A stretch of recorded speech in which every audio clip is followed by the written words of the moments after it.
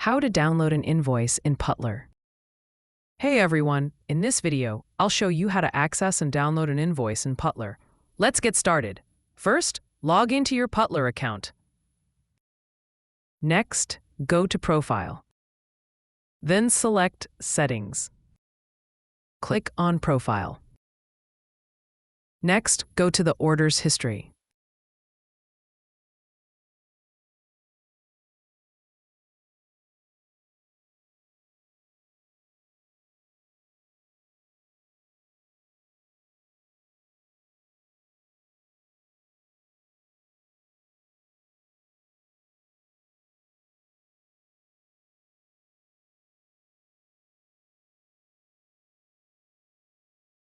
Here, you'll see a list of all your invoices. Click View Invoice on the one you want to download here. I'm selecting the March 2025 invoice.